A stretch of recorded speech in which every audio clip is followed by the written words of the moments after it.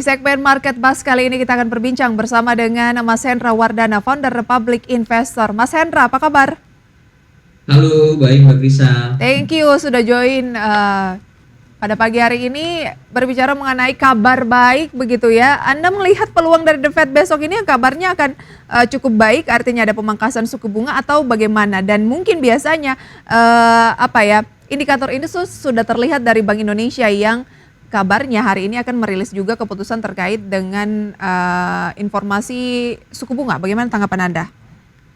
Oke, kalau misalnya kita lihat memang kemungkinan besar sekali untuk The Fed menurunkan tingkat suku bunganya, apalagi kalau misalnya kita lihat data terakhir di bulan Agustus, data dari inflasi Amerika itu sudah di angka 2,5%, walaupun memang target dari The Fed itu di angka 2%. Tapi ini sudah dibilang salah satu faktor yang membuat kemungkinan nanti The Fed akan menurunkan tingkat suku bunganya. Nah, kalau misalnya kita lihat apakah nanti Bank Indonesia akan menurunkan tingkat suku bunganya, saya rasa Bank Indonesia tidak akan gegabah lebih cepat untuk menurunkan tingkat suku bunganya sebelum The Fed merilis penurunan tingkat suku bunganya. Jadi mungkin kita akan lihat nanti pada dini hari nanti apakah The Fed menurunkan tingkat suku bunganya. Mungkin nanti di bulan depan Bank Indonesia baru akan menurunkan tingkat suku bunganya ketika misalnya The Fed sudah menurunkan tingkat suku bunganya. Baik, berarti pengumuman suku bunga Bank Indonesia hari ini Anda melihat masih akan tetap ya? Iya, betul Mbak Risa. Baik. Lantas, apa yang perlu diperhatikan mengenai indeks harga saham gabungan jelang keputusan dari Bank Sentral Amerika Serikat sendiri? Kalau kita lihat Wall Street semalam justru flat, kira-kira kenapa nih? Iya, kalau misalnya kita lihat memang kenaikan Dow Jones sudah terlampau rally, dan kalau misalnya kita lihat IHSG juga sudah mengalami penguatan sebesar 1,68% selama sepekan ini. Tapi yang menarik dari IHSG kita adalah asing selama satu pekan itu mencatatkan net buy sebesar 2,53 triliun, dan saham-saham yang dibeli oleh asing diantaranya ada saham BRI sebesar 544 miliar dan BCA sebesar 427 miliar dan Bank Mandiri sebesar 367 miliar. Dan terakhir kemarin BRIS itu di net buy sekitar hampir 315 miliar. Itu sangat luar biasa di market di market kita, terutama di saham-saham sektor perbankan. Nah, kalau misalnya untuk IHSG sendiri, apakah mungkin IHSG sampai akhir tahun berada di level 8.000? Sangat memungkinkan terlepas IHSG sudah menyentuh tertingginya di level 7.854. Tapi memang kita harus waspada aksi taking profit yang dikhawatirkan akan terjadi di market kita. Karena kalau misalnya kita lihat selama 2 pekan saja IHSG sudah mengalami penguatan sebesar 1,92%. Sedangkan Dow Jones hanya justru malah mengalami pelemahan sebesar 0,08% dan Hang Seng justru malah minus sampai 3,49%. Kita plus 1,92%. Jadi waspada saja, walaupun memang ada potensial IHSG akan kembali all time high-nya, tetap pilih saham-saham yang menarik aja. Baik, pilih saham-saham yang menarik saja. Tadi Anda sempat sounding gitu ya dari banking yang menjadi sasaran net buy juga, apalagi pasca libur long weekend kemarin itu adalah BRIS. Kenaikannya cukup signifikan, bahkan menyentuh rekor tertinggi sepanjang masa. Nah, bagaimana analisis Anda mengenai saham BRIS? Iya, kalau misalnya kita lihat BRIS sendiri memang kemarin kalau misalnya ini ada isu dia resmi meluncurkan Indonesia Islamic Financial Center ya, itu mungkin direspon positif. Dan kalau misalnya kita lihat juga beberapa analis asing sudah mulai merekomendasikan dengan target yang lumayan. Salah satunya analis Macquarie yang membuat target BRIS berada di level 3.310, dan mungkin kalau misalnya level 3.300 itu tercapai mungkin akan di-upgrade lagi, akan dinaikkan lagi level potensial upside-nya. Jadi untuk BRIS sebenarnya masih sangat menarik karena saham sektor perbankan syariah yang mendominasi saat ini di pasar Indonesia adalah BSI atau BRIS. Jadi bisa dibilang potensial sangat besar di saham BRIS, tapi memang dengan kenaikan kemarin yang signifikan dikhawatirkan ada aksi taking profit hari ini. Walaupun memang kalau misalnya kita lihat perdagangan kemarin dari segi value, volume dan asing mencatatkan nilai sebesar 315 miliar, ini sangat-sangat menarik. Tapi lebih baik wait and see aja, sabar dulu untuk BRIS yang belum punya. Sabar dulu, wait and see terlebih dahulu, khususnya untuk yang belum punya. Nah, strategi buy-nya itu sebaiknya di posisi berapa, dan bagi yang sudah memiliki juga apa yang perlu diperhatikan?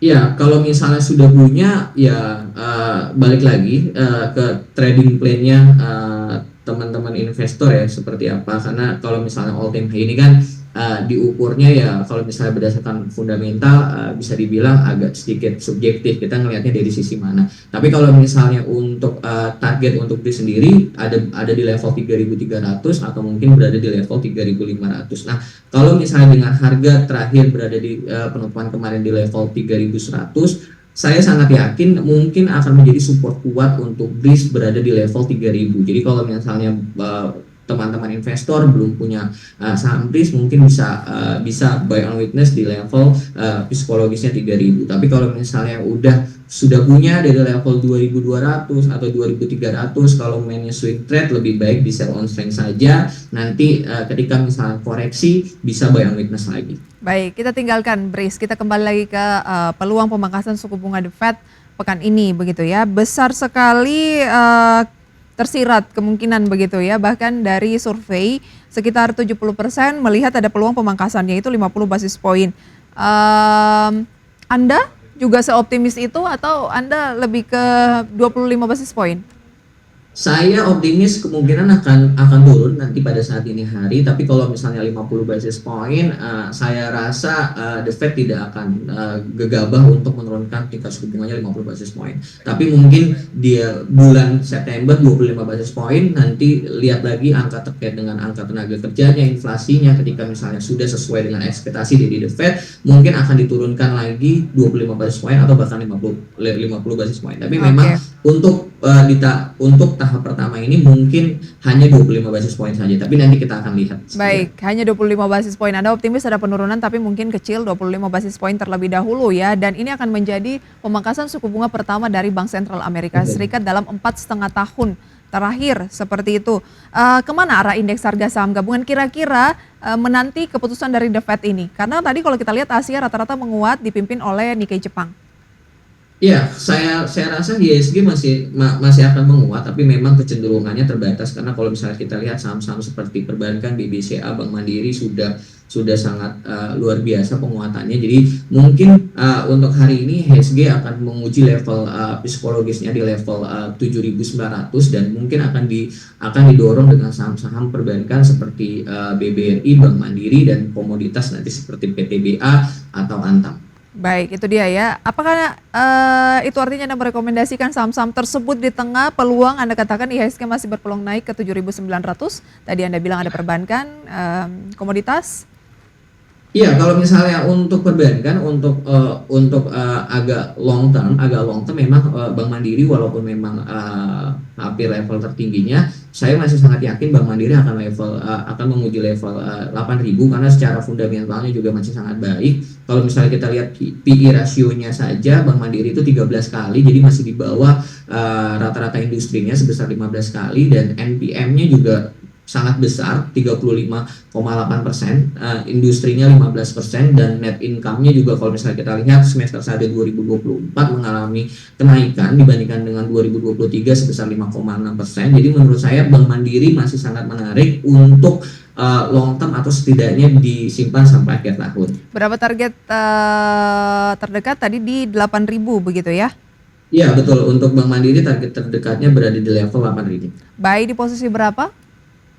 Baiknya kalau misalnya pengen diambil dengan harga closing kemarin mungkin bisa coba di level 7.425, tapi kalau misalnya memang tipikal investornya lebih ke konservatif atau moderat, lebih baik nanti buy on witness aja, sabar aja berada di level supportnya mungkin bisa tunggu di level 7.200 untuk Bank Mandiri. Tapi pada intinya sampai akhir tahun saya masih sangat optimis Bank Mandiri bisa ke level tertingginya atau resistennya berada di level 8.000 untuk Bank Baik.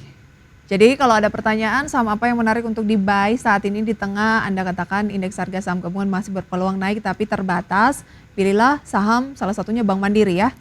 Iya, yang secara fundamentalnya baik. Baik, saya yakin bahwa dari ratusan saham di Bursa Efek Indonesia nggak cuma Bank Mandiri yang Anda rekomendasikan. Betul. Apalagi Mas Hendra? Iya, salah satunya kalau misalnya untuk swing trade saya masih menjagokan ada PTBA di sana, ada PTBA mungkin bisa beli di level 2.800 dengan take profitnya 2.900 dan take profit keduanya di 3.020 dengan batasan stop lossnya di level 2.680 karena kalau misalnya kita lihat teknikalnya, stokastiknya juga bisa dibilang sudah menarik, sudah bullish dan volumenya juga meningkat pada perdagangan kemarin dan kalau misalnya kita lihat harga acuan dari call-nya juga mengalami penguatan pada Selasa kemarin di level 139 per metric ton naik menguat sebesar 1,21%. Jadi untuk saham PTBA menarik untuk swing trade atau medium term dengan target yang tadi saya sebutkan berada di level 2.900 atau bahkan berada di psikologisnya 3.000 atau 3.020 untuk resisten klasiknya.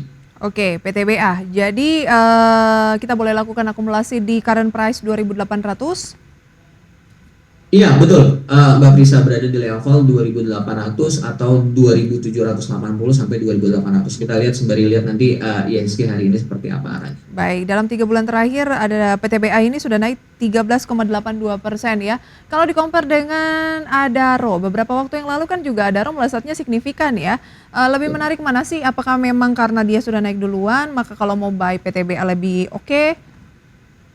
Ya sebenarnya kalau misalnya di compare memang bisa dibilang ya Adro sudah mengalami penguatan signifikan karena memang ada isu terkait dengan anak usahanya yang spin off ya yang dijual dan kalau misalnya dilihat memang secara Adro secara risk to reward sudah lebih apa ya kurang menarik dibandingkan dengan PTBA yang risk to rewardnya masih lebih menarik gitu. Walaupun memang sebenarnya masih ada potensial Adro masih mengalami penguatannya atau bahkan Adro akan berada di level sebentar saya cek. Adro mungkin akan menguji di level psikologis di 4.000 sangat memungkinkan dengan harga sekarang 3.760. Tapi yang saya lihat adalah risk to rewardnya saat ini dibandingkan dengan saham PTBA masih sangat menarik PTBA dibanding dengan Adro. Oke, itu dia rekomendasi saham pilihan pemirsa. Masih ada tentunya ya saham-saham lainnya dalam grafis saham pilihan nanti akan kami tampilkan kembali dan kami bahas kembali usai jeda. Pemirsa tetaplah di segmen Market Buzz.